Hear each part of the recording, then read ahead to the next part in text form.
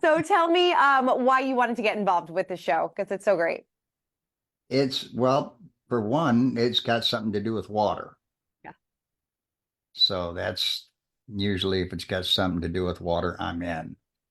Uh, I like crime shows, but there's something about when you're dealing with things that actually have happened and people's lives have actually been lost and other people's lives are affected. Uh, there's something about that that adds a new twist to it that makes it uh, all the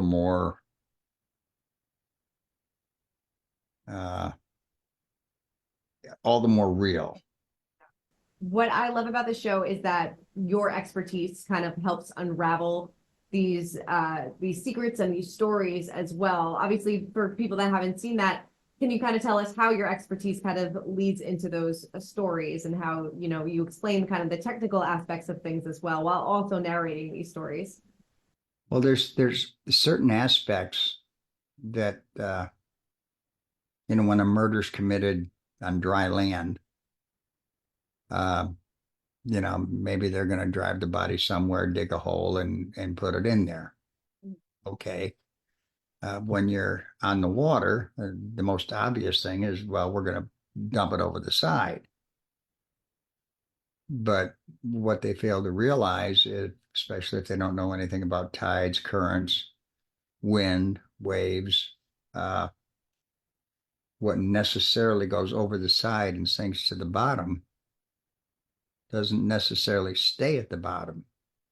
And there's there's one of the stories that where they know for a fact that this body did actually sink all the way to the bottom.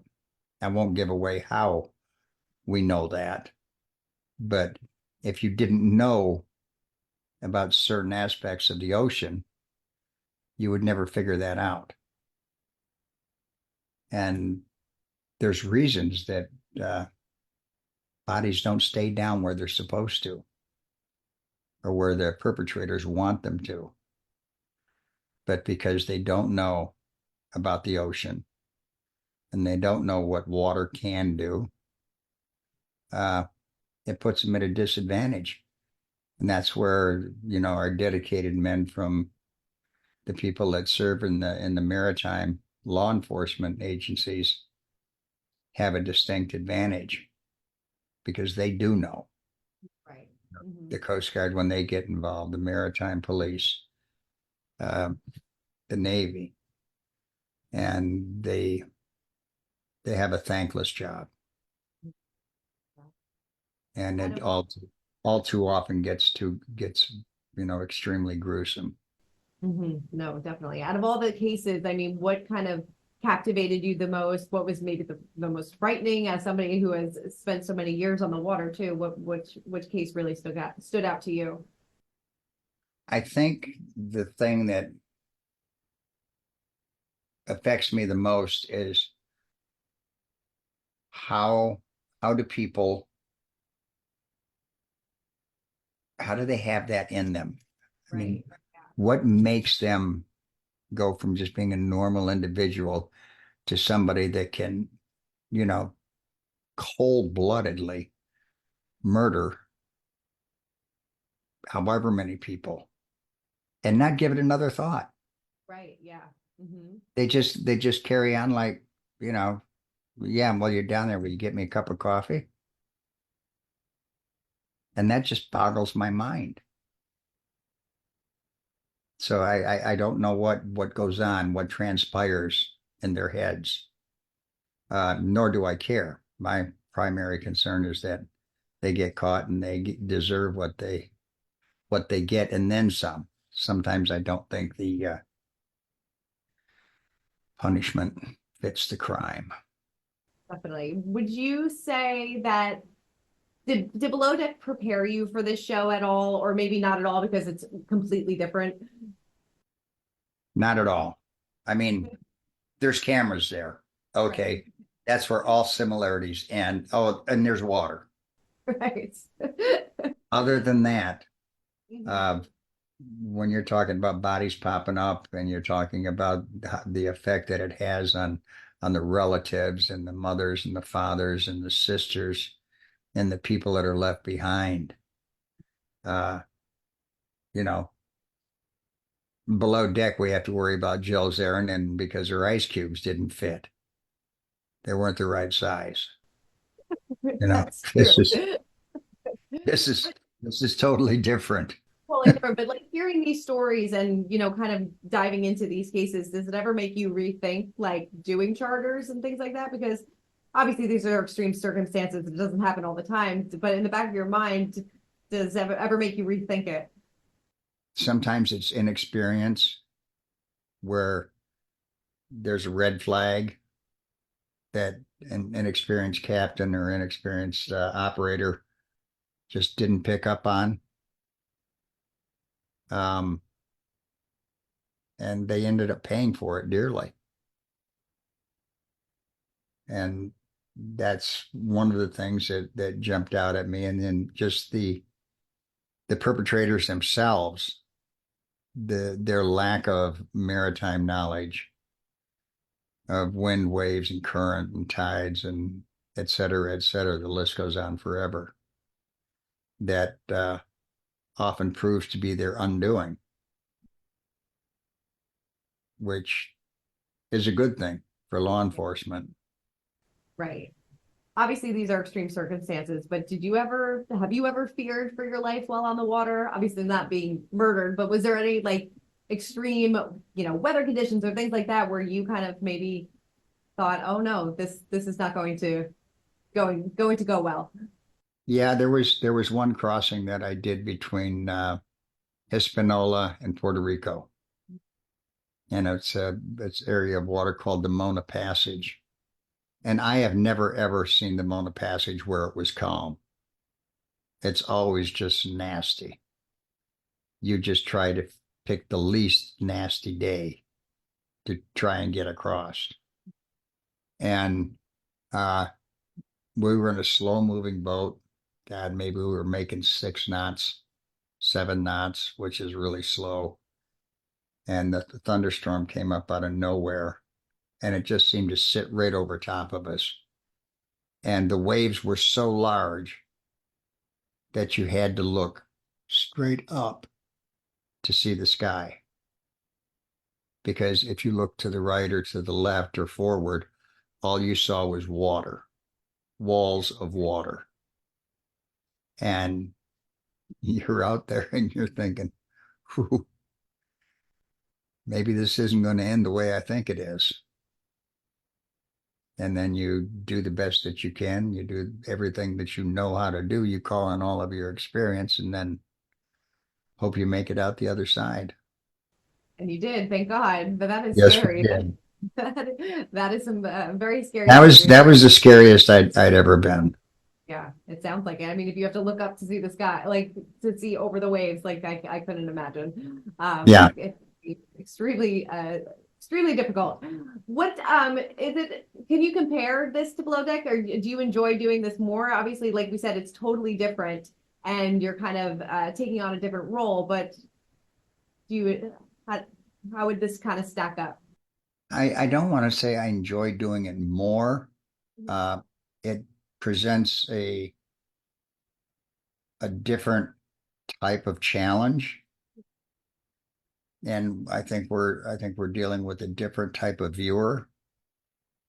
I think the viewers that watch this show are very analytical minds, and they're always trying to figure things out.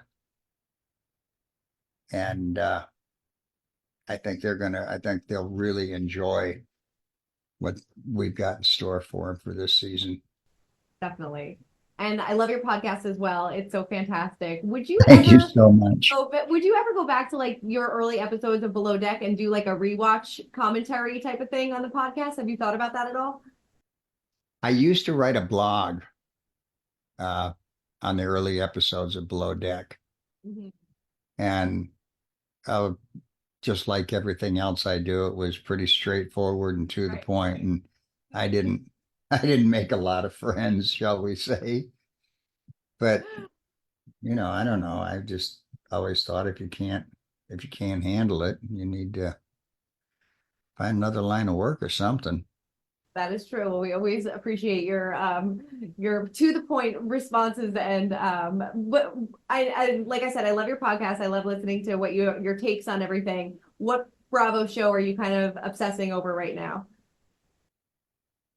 I think the one that is, there's a couple of them that I have really, I think Summer House, because there's just, I know Carl and Lindsay both, and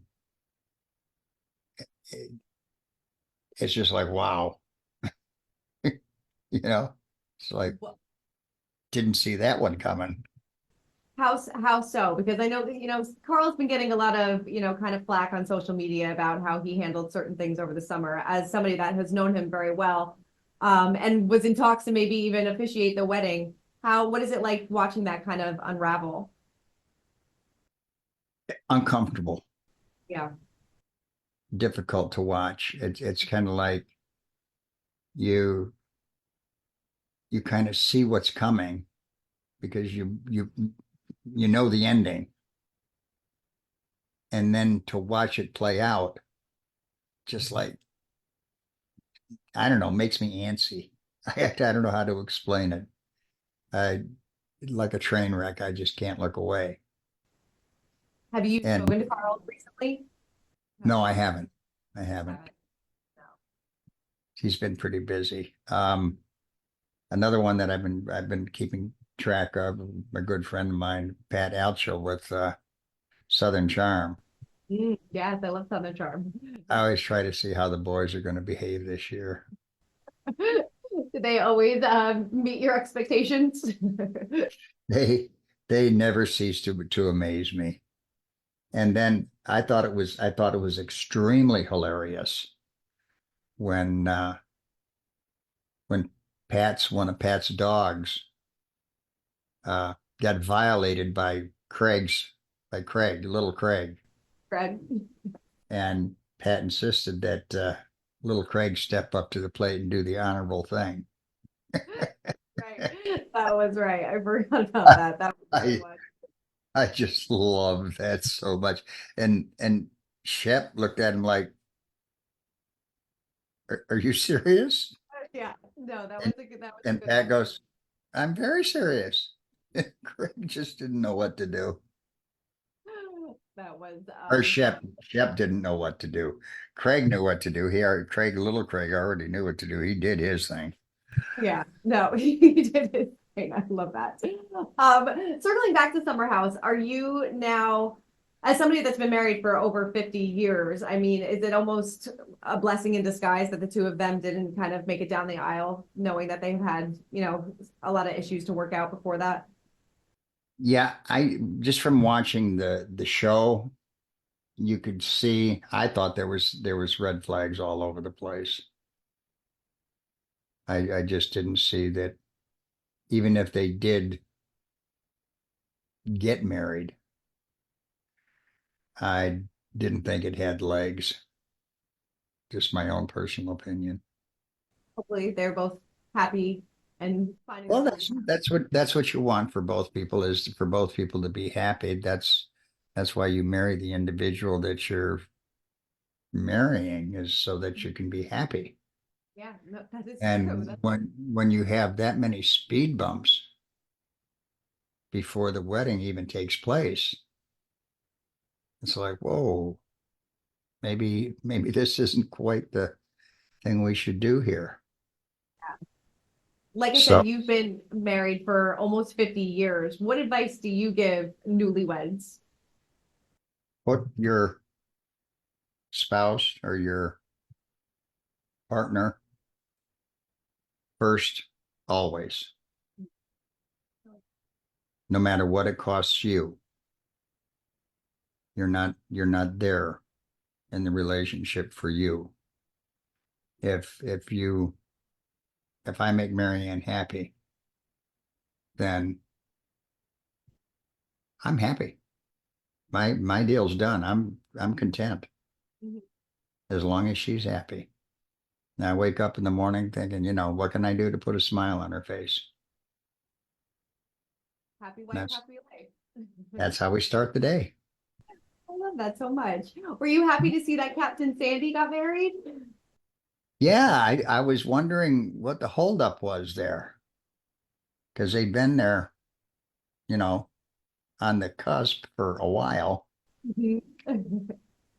So yeah, they look very happy together. I wish them both the best. And the thing that I like about it is that they're they're not young. Mhm. It's not like now I don't know if either one of them have been married before, but they have some experience. They have life experience. It's not like they're going into something totally blind, with blinders on and, you know, God, I can't believe we did this. Maybe we should have waited a little longer. No, I think they're going into with eyes wide open. Definitely. And I think that's a definite plus. So I think they're going to do well together. Definitely. I know you mentioned Jill Darren before, so it makes me think that you're watching this season of Below Deck. So I just have to ask how you think Captain Carey is handling everything with Ben that's going on this season. I haven't been paying too much attention. I haven't caught every episode, so I've kind of missed some of the stuff that's been happening with Ben, but I've been reading about it. Mhm. And when I worked with Ben, I didn't have any problems with him. Mhm. So I don't know if it's just a personality thing or management style thing, whether Ben's management style doesn't coincide with the way Captain Carey wants it done. And at the end of the day, it really doesn't make any difference because it's how the captain wants it done that counts. Mhm. So um, that's the bottom line there. Fine. Would you ever go back to Below Tech, not as a full-time captain, but maybe to help out another captain like Sandy did for you? Would you ever be open to that as well, or even go back as a full-time captain? I don't know. That's a tough question. I think I might be more inclined to go back and bail somebody out. Mhm. Um, I don't miss the antics of the crew. I'll be honest with you. It's just like they can be a handful. Right, I'm sure. You're like, less drama in my life. It's lovely. Absolutely. And for some reason, they just can't seem to stay away from it. But then it's part of what Below Deck is and what makes it what it is. People love to see the drama and who's zooming who. Mhm. Yes. So I'm sure you don't miss that. no, that part I don't miss. That was one of the reasons I would never go out with the crew and hang out with them because I think they need their own space to do what they want to do. Yeah, yeah. Nobody nobody wants to go out and hang out with their boss. Right. Yeah. Yes. You know, unless you're celebrating the big promotion and big raise that he just gave you, then you might want to hang out with him a little bit. But other than that, yeah, You got to schmooze with the boss time occasionally.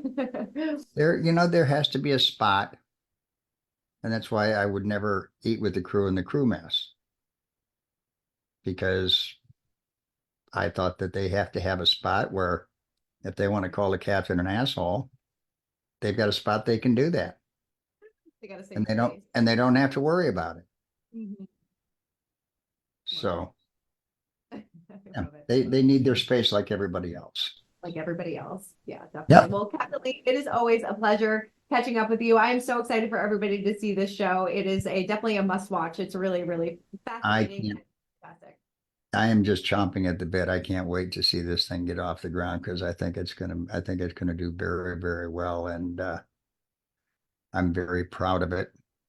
And I was proud to be invited to be on it. Definitely. It's a must watch. So thank you so much. I really appreciate your time.